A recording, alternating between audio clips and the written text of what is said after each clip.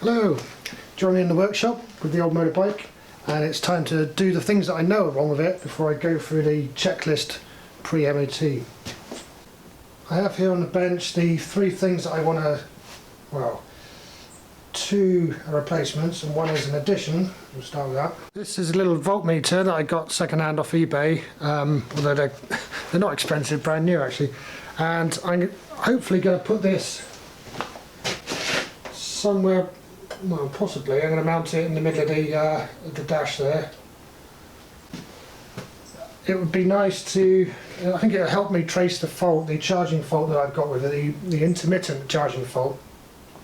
But it'll also just be a bit of peace of mind, so that when I'm riding, I'll know if that battery's actually charging or whether the charging system's given up and it's discharging, and then I'll know if I need to charge the battery when I get home, for instance.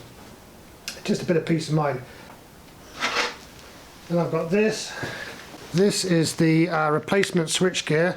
So like I said, this is off a TDM 850, not one of these, but it does have the correct services on it. So I trawled through a load of switchgear on eBay. I mean, also I was looking for the right one, but there wasn't any. Not even a cheap aftermarket one actually. There wasn't anything. But then again, this is getting on a bit now, this bike. Obviously none of the connectors are likely to be anywhere near right, but well, I'll see what I can do with it. And then thirdly, a new ignition barrel. And this one's got keys. Now this is just a cheap aftermarket one. I had a good look through at various websites, and looking at the photos, they all seem pretty much of a muchness. Yeah, the only difference seemed to be the price. And I didn't think it was worth getting a hold of a second-hand one because it's likely to be as knackered as the one that I've got. Yeah, well, we'll see.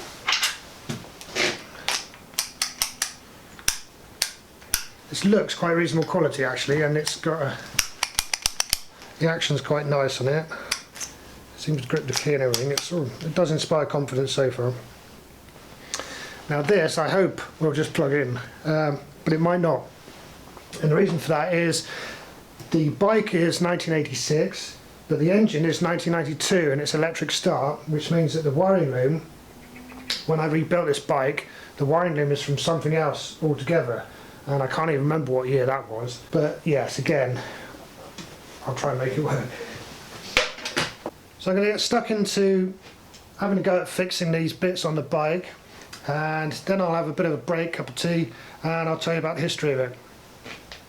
I did consider telling you the story of the bike as I was going through the fixing, but let's be real, I can't multitask. First up then, get the screen off. There's only two little screws holding it on.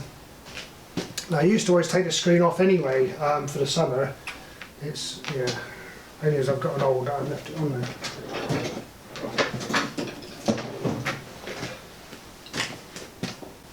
Incidentally, fitting this screen transformed the riding experience, and I know it doesn't look too cool, but it's effectively added 10 miles an hour to the top cruising speed. It's not made the bike go any faster, but it's made it more comfortable for me to hold it at that speed. So I can now cruise at an amazing 60 miles an hour instead of 50. Yeah, no, it's still pretty mellow. There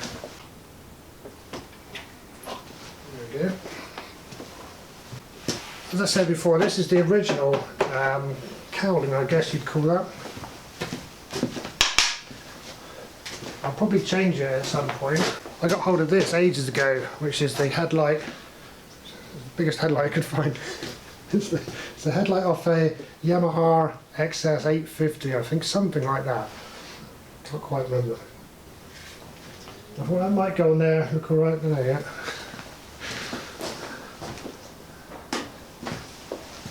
That's for when it does become a project.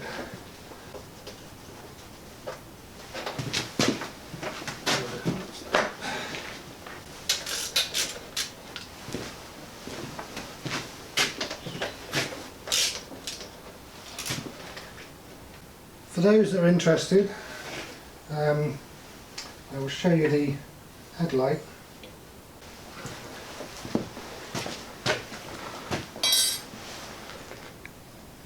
So this is the LED bulb I'm currently running, and what's really nice about this, like I said, is it's got a proper beam pattern that you would get in the original halogen. So you've got a sharp cut off between high and low. I'll show you all that when I do the pre-MOT check. So that bulb also has this little box associated with it, which is something that wasn't in the photos when I bought it. But yeah, so if you're considering getting one of these, you need to bear in mind that it comes with this box that you've got to find space for as well. The ignition then goes to this plug here. Obviously it's not supposed to be easy to take the ignition barrel out, to make it harder to nick the bike obviously, but when I had my little 125 stolen, someone just rammed a screwdriver straight in the ignition barrel and off they went. And I know that because they abandoned the bike. Turns out it wasn't even worth nicking. Yeah, so I got it back eventually, but it was never quite the same again. So what I've got up there is 210s, I think, yeah. So it screws on from underneath. Yes, I have a vague memory of it now.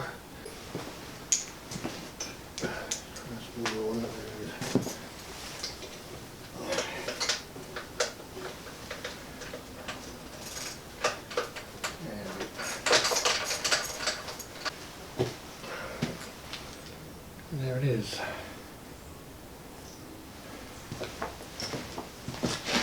That's the plug on the old one, and there's a plug on the new one. It's completely different. But the important thing is that it's got the same number of wires. Just it has got the same number of wires. I've got 4 on the new one, and 1, 2, 3, 4 on the old one. That's good. I did count them before I ordered it, but yeah. Next up, I'm going to take the switch gear off.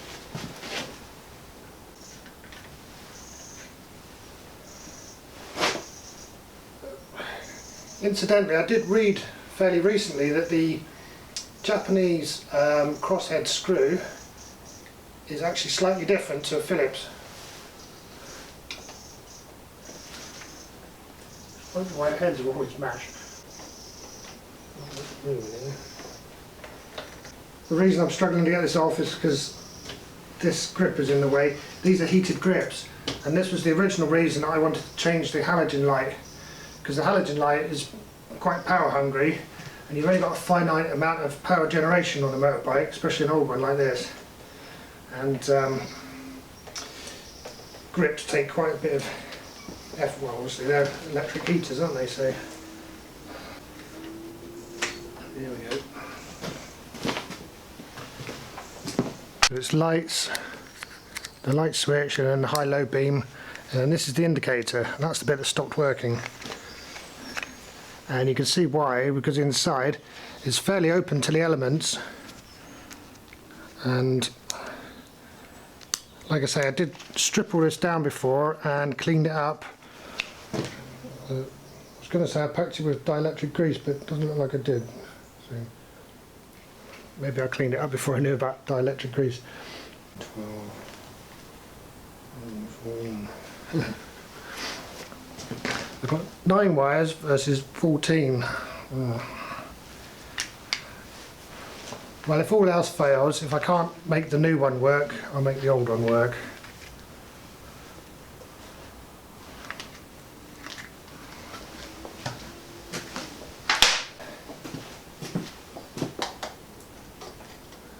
That's sitting there.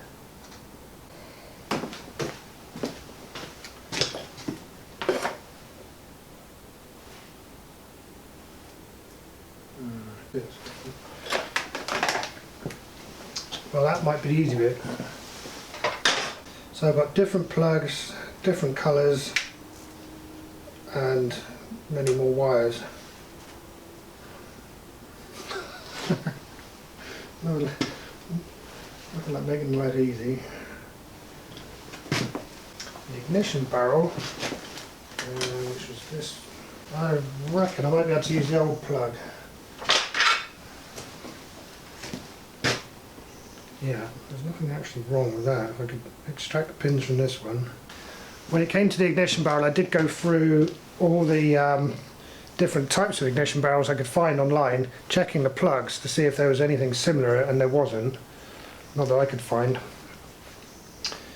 So I just went with something that had the right number of wires rather than the right connector. And yes, we'll just have to make do.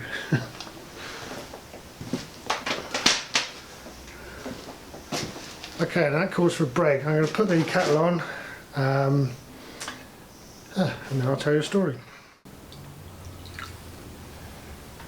And we're back. So in the time it took me to organise a cup of tea, you can see it's gone dark.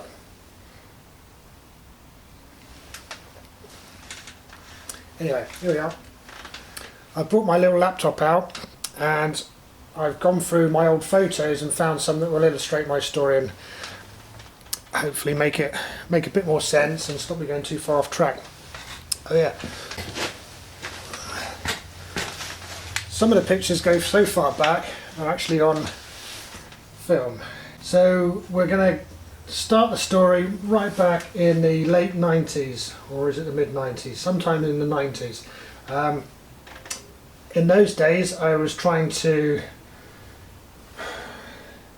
What was I trying to do? I had no idea what I was doing really, but I'd moved to London and I'd started a university course and I was trying to pay my way through that by riding a motorbike. So in those days the internet was a brand new thing that wasn't really used very much, and the quickest way to get documentation from one side of London to the other was to give it to a man on a motorbike and send him off. And that's what I did. So this is the bike that I used for dispatch riding. This is an RD350 YPVS. It was a really nice bike. It was utterly inappropriate for the job. This is a two-stroke.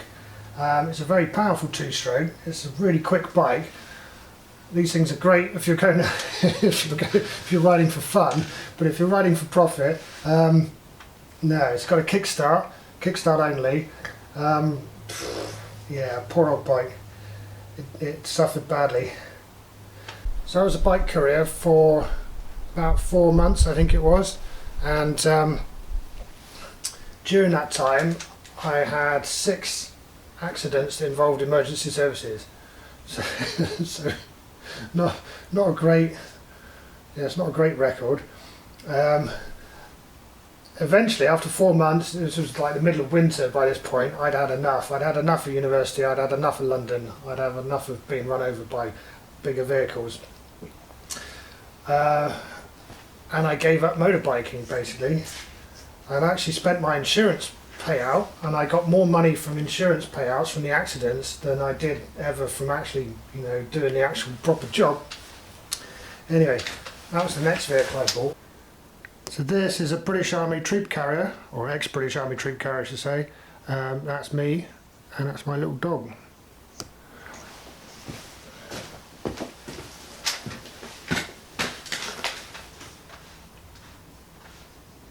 Yes, and that was my last attempt to fit in with society really. I got this big truck, ran off to join the Travellers. That's when I got involved in sound systems and things like that. And yes, all kinds of adventures. Fast forward then to 2010, 2011, somewhere around then, and I'd met a woman, and we'd been on a couple of dates, everything had been going great, and she'd gone off to Goa for the winter, which she had a job out there working in what was it, a yoga retreat, something like that, something to do with yoga.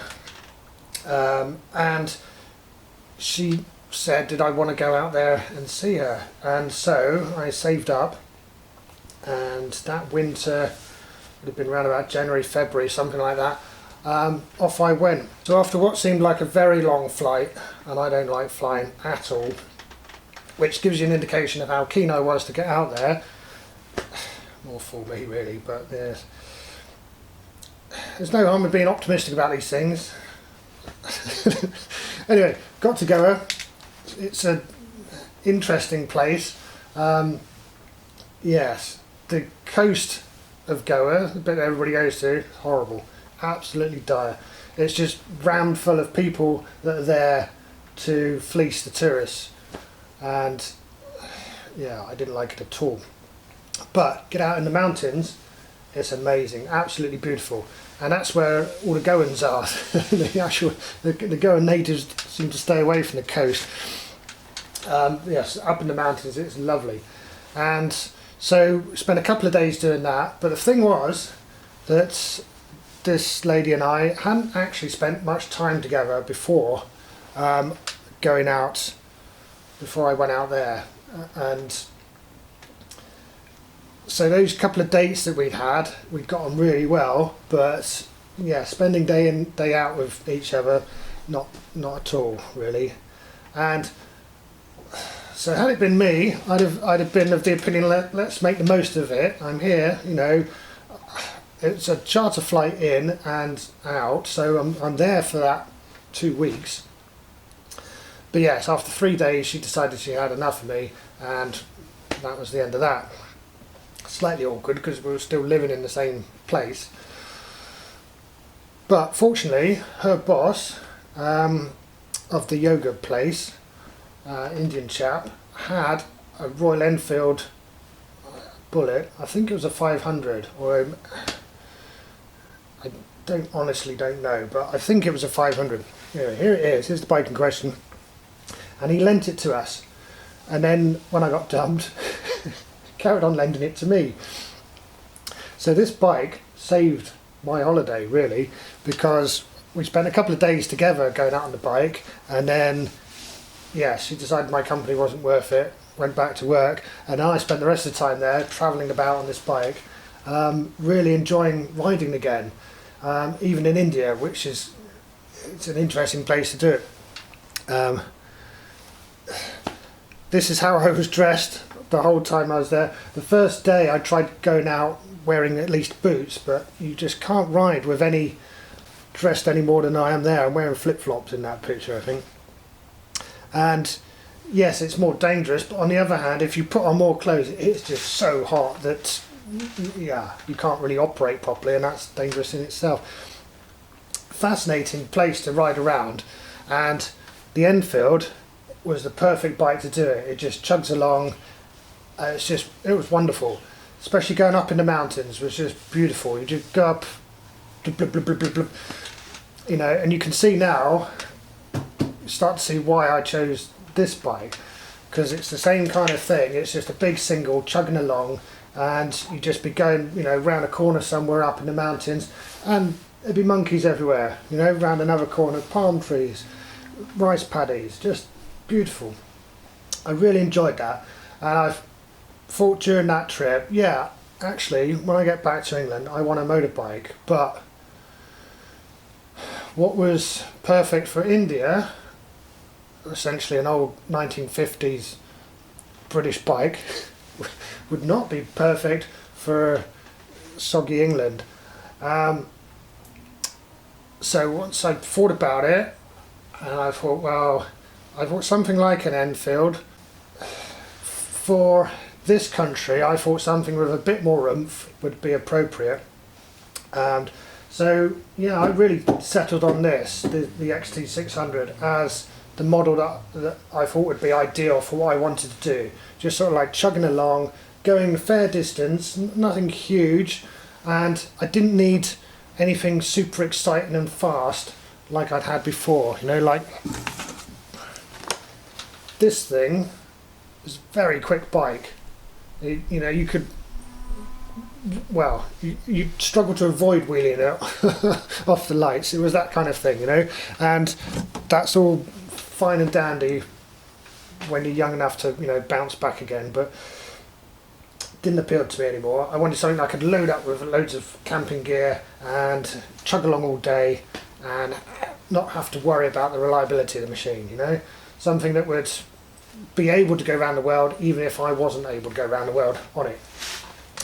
So it's an XT600 is what I settled on, but then of course I didn't really have any money, and I thought I should probably work my way up anyway a bit. So what I did first was I got hold of one of these.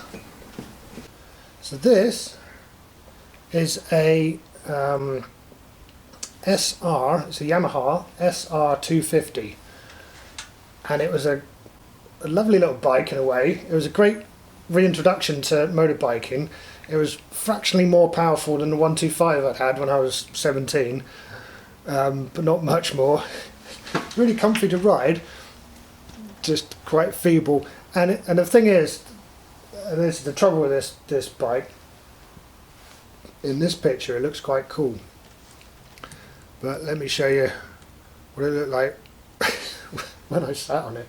So yeah, as a little diddy bike, it looked great on its own, but when you get a hefty bloke sat on it, it just looked ridiculous. I kept the 250 for quite a while, and I was riding that round quite happily, and what I discovered was I was still really quick through traffic. I've never been a great rider on the twisties and things like that. I'd probably suck terribly at a track day or something, but there's not many people can keep up with me through traffic, and that's the thing I learned as a dispatch rider, and that skill was still there, which is brilliant. That's sort of reading the traffic, whipping in and out, yeah, and it's quite fun as well, provided you've got a bike narrow enough to do it, which again is the appeal of something with a single cylinder. It's nice and narrow. Anyway, the 250 did really well for that. It was dire at going any distance, but going to work and back, it was great. One night, and this is one of the bits of the tale where the beer comes in, so I'd always been looking on eBay and various classified places looking for an XT600, and preferably one with an electric start, but they were always well out of my price range, until one night, having had a few beers, I checked eBay and there was an XT600, and it was something like £400. I was like, whoa, I'm having it, and I bid on it, and in the morning I found out I'd won it, and then I read the description, and it said something along the lines of not been used for years, it's been lying at the bottom of my garden on its side, it's covered in moss, this, that and the other's fallen off of it, blah blah blah, and I was like, oh cripes. But I thought a deal's a deal, and I have bid on it. So I got a mate of mine with a van, we went off to go and find this place where this bike was, and I remember the guy took us round the house, down to the bottom of the garden, and he was like, oh, there it is, what do you think? I was like, ugh. Well, it's as described. So we dragged it out, put it in the van, brought it back here, and it was just such a mess. It was just total. The guy had been using it for green laning, he said, and yeah, without making it legal or anything, he'd just been using it sort of strictly as an off-road bike. Yes, and it looked like it. I just put it to one side in the end, and I just couldn't get to work on it. At that time I was really busy running a business. Eventually the business picked up enough that I had some money, and I thought, well, fix up this one, and then I thought, no, I'm going to just leapfrog straight over to a bigger bike, and I thought that's what I'll do. And so I went from that 250 up to an 850. I got hold of this thing here. This is a TDM 850, and I hated it. It was horrible. So all the things that I'd enjoyed about the Enfield out in Goa, and all the things that I thought the XT600 would do for me, the TDM was none of those. So by that I mean that I took it out from here. One of the first times I rode it, I got down a farm track and went to turn, and the front wheel slid, and the whole thing was just top heavy. It felt like a really heavy, unwieldy bike, and I just didn't like riding it. It was just horrible, and it was really unreliable. And when I looked at the figures, the curbside weight of the TDM was about twice that of the XT600. So I sold it on pretty quick, and then I thought, right, I'm actually going to fix up the one that I've got. And then, and this is another time the beer comes in, I remember one night here, this is all I'd planned to do that evening, was to take off the seat and take off the back wheel. And then a couple of beers later I thought, well, I'll carry on, this seems to be going quite well. And yeah, kept stripping it down and down, and there we go. So it turns out dismantling the motorbike is so much easier than dismantling something like a Land Rover. There's hardly anything to it, and it just flew apart. So then I took the frame, the bare frame, and I shot blasted it, and then I painted it up. So it was red, and then I painted it up black, and then I put it all back together. I fixed the broken bits, kept the engine, it was pretty much untouched. This horn came off the Land Rover, which wasn't being used at the time. The Land Rover was having a good long rest in the hedge. It had the original small tank at that point. I painted a logo on there. Let's see if I got that. Yeah, here you can see this is how it looked when I'd got it running again, got it MOT'd. So I had the Death Proof logo on there. Terrible film, great logo. This is the rack, so I made up the rack to go on the back, and you can see in the middle of there that little metal bit, that's whatever that's called, that was missing from there, so I had to make one of those. Yes, this is, so here is the first trip out, so there's all my camping gear, and then you can see here it's still got the high level mudguard at this point. I think I cut it down a bit, yeah, that looks cut down, but it's still the original one right there, and you can see the original little diddy tank and the original exhaust, come to think of it. So that was just after getting the MOT on it, and so that was about 7 years ago, and this bike then has been for me just like that Enfield was in Goa. It's just been a super reliable, sort of slow but fun machine to chug along wherever I want to go. And it's, what I really like about it is it's narrow, it feels to me nimble, and I am strong enough to flex it around. If the back end starts to go, for instance, I can get it back in under control, which with the bigger bike I couldn't. I wasn't strong enough to manhandle that one. This one I can, and that to me that's always been important. And I always thought, you know, in the event of a crash, I want to be able to lift up the bike. I don't quite mean like that, but I mean lift it off of myself. And thankfully I've never had to do it with this one. I mean, I've had to do it with other bikes. But I can just imagine something like a Harley or a Goldwing or something like that. It's a bit like a building falling on you. You're just going to have to lie there until someone comes and trains it off. Anyway, I'm sure they're lovely bikes, just not for me. And that really is the story of how I came to have this. So yes, like I say, 7 years ago, and it's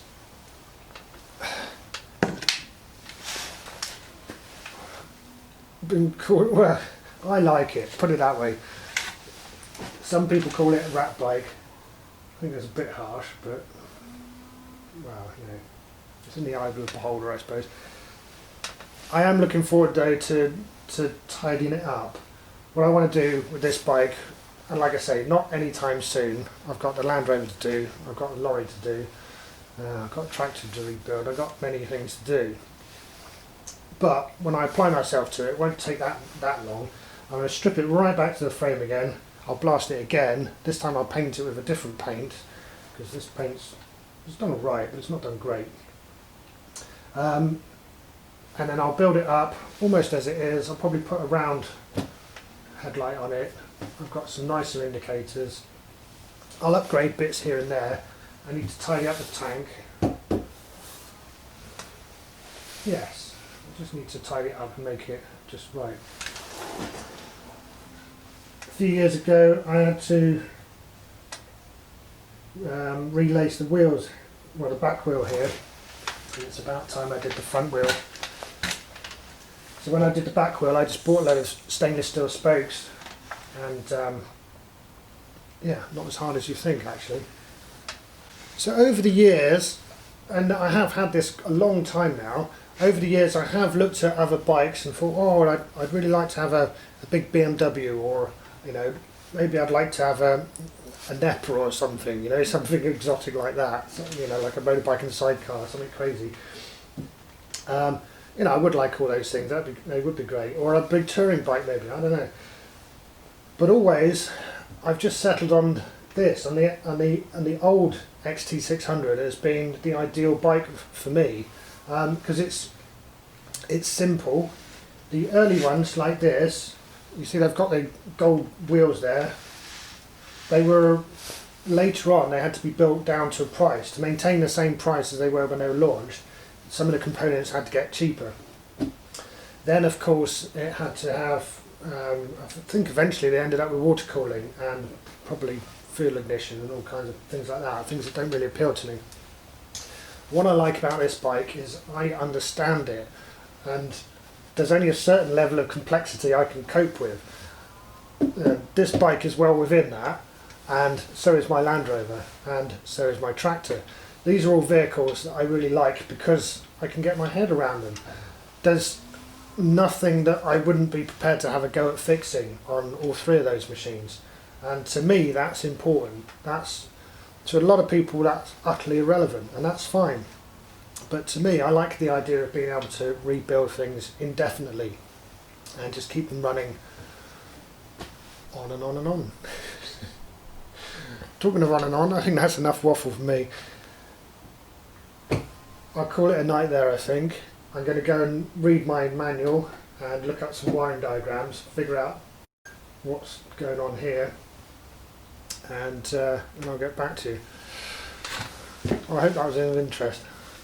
I'll see you tomorrow. Cheers.